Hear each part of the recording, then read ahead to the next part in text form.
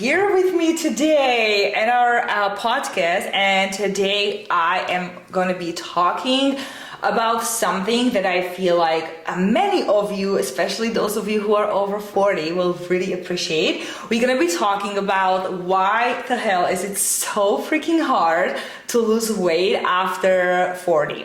And so I am talking about this topic, guys, because fat loss, once we hit 40 as women, becomes very, very hard. And I know it because majority of our clients are over 40, and I talk to women every single day and I hear the struggle, and it literally feels like one day everything is working fine, and the next your body just doesn't respond the same way. Suddenly, like, you know, those workouts that you do that used to give you good results stop working, and regardless of how much work you are putting in, you're just not seeing results. Regardless of how healthy you are eating or how clean you are eating, the scale is just not going to drop. And the thing is that it is not your fault. It's not your fault, and you're not alone. So let's dive in. I hope you guys are gonna really enjoy this episode,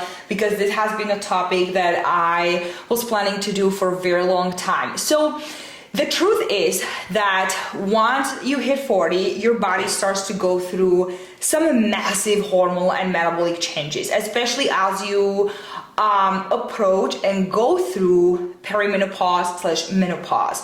But here is the thing, right? Your body isn't fighting against you. It's just changing, simply. And so today I'm going to break down exactly what's happening, why fat loss becomes harder, and how you can adjust your approach to work with your new body and not against it. And I promise you that at the end of this episode, you will truly understand your body better, and you will walk away with actionable tips and a lot of clarity, because up until now, you're probably thinking that your body is just working against you. It's just not working with you. But that's not true, because what we need to learn is that we just need to learn how to work with the new body of yours. That's it. So let's talk about hormones first, because this is really the main player in why fat loss after 40 feels like such a battle. First, as you know, as women approach menopause, the thing is that your estrogen and progesterone levels starts to fluctuate and eventually decline. Now, why does this matter? Well, estrogen isn't just about reproduction. It also plays a huge role in fat distribution, did I say that right? Metabolism, and even your ability to lose muscle, build muscle, because estrogen is anabolic hormone, and it builds and it helps you to build muscle. So as it declines, you're gonna start having hard time to put on lean muscle mass, so it doesn't feel as same as when you were 20 or 30. So that's a big difference when your hormone starts dropping. Another hormone is your progesterone, right? On the other hand, that progesterone has actually calming effect on the body, and as it drops, you might notice more like water retention, mood swing, or even feel like your sleep is just shitty. And this whole, like, everything all together obviously makes fat loss so much harder. And the last hormone that I also want to talk about is your best friend cortisol, which is your stress hormone, because during this stage of life, cortisol, your stress hormones levels tend to stay like way higher for longer periods due to stress, sleep issues, and those hormonal imbalances. In fact, your body has a lower threshold to tolerate stress than it was like 10 years ago or 20 years ago when you weren't in menopause. And the problem with this is that elevated cortisol will cause or can cause your body to hold on way more fat, especially in your mid area, because your ab area has 4 times more cortisol receptors than anywhere in your body. So when your cortisol level is high, your body is going to store more fat around your belly. So that's why I said, like, one day you're like feeling great, and the next day you wake up and all of a sudden there's this belly that you've never had before, and you're like, where the hell this happened? Like, how, right? You probably are like nodding your head thinking, saying like, yeah, that's exactly what I'm experiencing right now. Plus, if you have high cortisol, then it's going to mess up with your sleep, with muscle recovery, and overall also your energy levels. So you probably feel tired, and you're just like, what is happening? Like, why am I feeling like shit every single day? So now let's talk about when things go really wrong, because many women, what they do, and I know it because you guys, I talk to you daily on so many calls that I know it. Many women double down on what work in their 20s and 30s, meaning eating less, doing more cardio, and just trying to out exercise a slow metabolism. But here is the problem, right? After 40, this approach usually backfires really bad. And again, like, you probably like send me a message and be like, yeah, Martin, like, I listened to your podcast, and let me know if that's like, you know, hitting home, if you feel like this is exactly what you're struggling with, because I'm here to help you and navigate you through this phase. Because like I said, you just need to learn really how to work with your new body instead of feeling like your body is working against you. So the first thing is that undereating becomes a huge problem, and the problem is that a lot of women, they don't address undereating all the way till they hit menopause, because they're all like 30s, 35, like you're jumping from one diet to another, you're under eating, and then you hit menopause and you feel like you have to under eat even more, because now you're putting on fat on the calories that you were eating and still losing no fat. Now, many women are just simply, from what I see, they're just stuck in this like chronic calorie deficit, eating way too little for their activity levels. And what happens is that this leads to muscle loss over time. And remember, I told you that as your estrogen goes down, it's a anabolic hormone, so it helps you to put on muscle. So as it goes down, you are having already harder time to put on muscle. But then now on top of that, you undereat. So you're losing muscle over time, because muscle is very energy expensive tissue. And so if you're not eating enough food and pairing that with strength training, you're literally losing more muscle than you want, right? And what happens is also that more muscle you lose, slower metabolism you have, which is exactly what you don't want. Because remember, like I said, right, muscle is metabolically very, very active. Like it requires a lot of energy to sustain in your body. So losing muscle means burning fewer calories overall, and you don't want that. Overtraining is another common mistake, like high intensity interval trainings like HIIT, right? The F45. Like, listen, like it's great in moderation, but if you're doing it like 4 to 5 times a week, your cortisol, your stress hormone levels are likely through the roof. And again, remember, your body has a lower threshold to tolerate stress as you go through menopause. So your number one goal is to learn how to manage your stress levels. And so if you're doing these hits and like cardios and like these crazy workouts, you're literally doing the opposite. You don't want that, right? This stress on your body can actually make fat loss so much harder. And I know it's really hard to like wrap your head around it, because you're like it makes common sense, right? Like if I want to lose weight, then I should be like moving more and eating less. But that's actually not true, right? I always say right, but it's almost like I'm talking to you, but you know what I mean, right? Anyway, let's keep going. So now you probably ask, like, okay, Martina, like, what's the freaking solution? Now, the thing is that it's all about shifting your focus and working smarter, not harder. So let's get into it. here's the good news, ladies, because I assume that most ladies will listen to this. Here is the good news. You can lose fat and feel amazing after 40. No doubts. We have many clients in our program who are just a walking proof. You just need to adapt your approach to fit your body's new needs. Again, like what was working for you 20 years ago is no longer working. So we need to change the approach.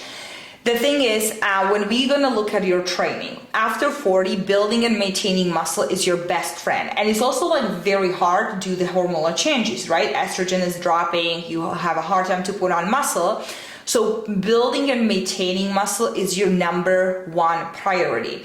I want you to focus on, instead of like those hits that you're doing and shit ton of cardio, I want you to focus on 3 to 4 strength training sessions per week, focusing on compound movements like squats, deadlift, presses, how did I say that? Deadlift, presses, etc. Compound movements, right? You're using multiple joints. Another thing is you don't want to you don't want to rush through your workouts, because you want to take longer rest periods between sets, like 1 to 2 minutes is ideal.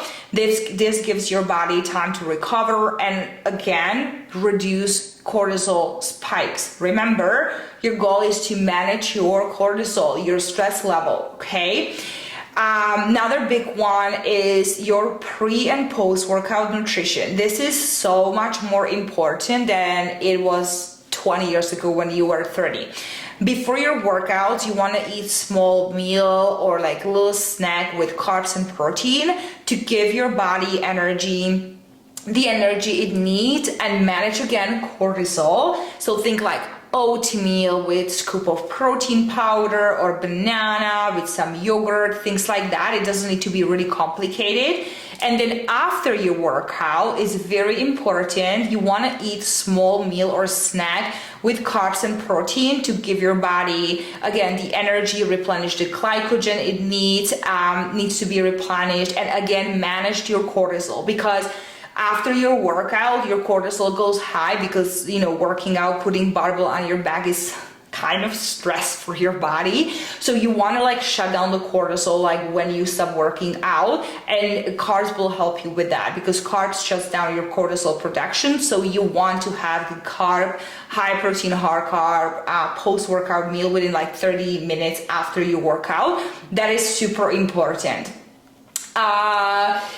So if you like want to have like an idea, like you can easily have just like a protein shake with banana or something like that, like quick. But if you want, you can just have a meal, right? Because like I said, you need the protein and carbs to support muscle recovery and reduce the stress hormones. So simple example could be just chicken wrap, or like you can have the smoothie with banana, some almond milk, or you can have like a meal right after, right? So especially if you're like working out at 11 and then you have lunch right after, totally fine, and you can have it. That's perfect.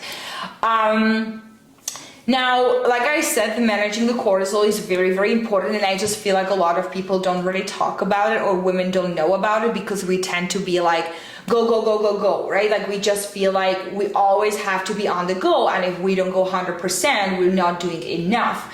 But too much cortisol not only makes fat loss so much harder, but it also messes up with your sleep and it increases your cravings. So to keep cortisol in check, you want to be avoiding the overtraining. You want to be prioritizing those meals like I've mentioned. You also want to prioritize rest days, because I can't even tell you how many times I talk to women and they say, I'm so exhausted even after work, but I still hit the gym and I do 10,000 steps and I work out 6 to 7 times a week. And when they say that, I'm like, oh my God, woman, stop it. Like you're doing too much. Like you are actually hindering your progress.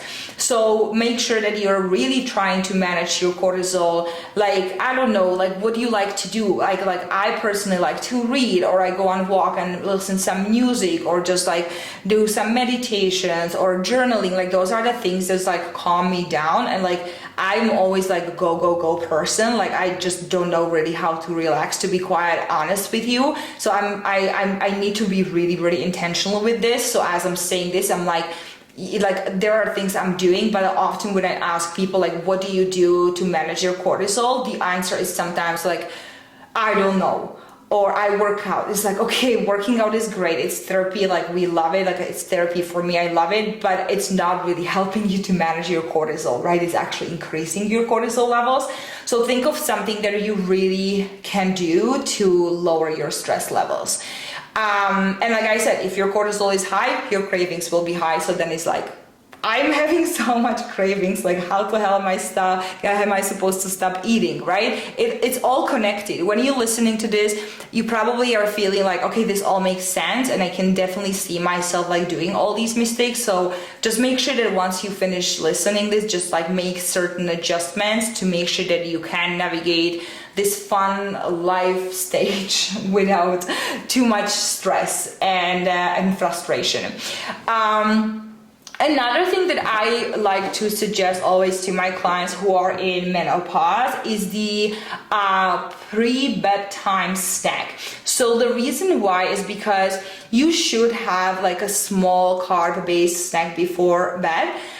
Because it will help again lower your cortisol and promote a melatonin production. Melatonin is the sleep hormone for better sleep. Something like, again, don't overthink it, right? It could be like a rice cake with some almond butter or like small bowl of oatmeal. Those will work perfectly, and it's just like this hot oatmeal to eat at night, like 30 minutes before bed. It doesn't need to be big, but the thing is that, again, carbohydrates shuts down cortisol production, and you want it before bedtime because you don't want to be all jacked up before bed.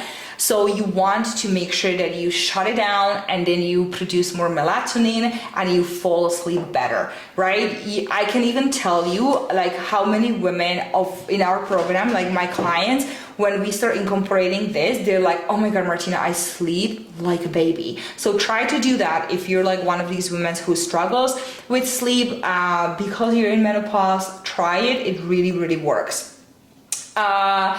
Another thing is the nutrition that really plays a huge role overall. I'm not talking just pre-workout, post-workout snacks and the pre-bedtime snacks. I'm talking about nutrition. So protein is must, right? Like, again, like your body has freaking hard time to put on muscle. So you need to make sure you're eating enough protein. So when it comes to your protein, you want to aim for at least minimum 20 to 30 grams per meal to preserve muscle. Okay, so think like my favorite, literally every week I buy cottage cheese, Greek yogurt, chicken, tilapia. When it comes to meat, you can have like extra lean ground beef, you can have turkey, you can have seafood is great, like shrimps are super great source of protein.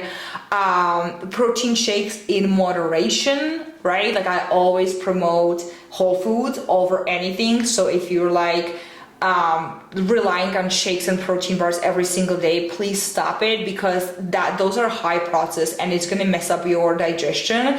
Some protein shakes can cause inflammation, that you're going to feel bloated. So that's why I like I don't say like don't eat it at all, but I mean just in moderation. Please don't overdo it. Just focus on like all the things that I was mentioning, like the Greek yogurt, the cottage cheese, all the meats, seafood. You can have tofu, right? Beans, edamame. Quinoa is carb, but it's higher in protein. So like things like that. For your fiber is your best friend, you guys. You need fiber. It slows down digestion, it manages your blood sugar, just helps overall with your digestion. And I feel like a lot of people just don't get enough fiber in. Like you want to be aiming at least like 25 grams per day as a woman. So you will of course find fiber in veggies, fruits, whole grains. And like I said, it's important to manage your blood sugar, and fiber really helps with that. And then another thing is, don't be afraid of eating fats, because healthy fats are so important. They are essential, like avocados, nuts, olive oil. Those things support your hormonal health, so don't fear them. You want to have all three macronutrients, carbs, protein, fats in moderation. Here is the reality, ladies. Fat loss after 40 is not going to happen overnight. I'm not going to sugarcoat you.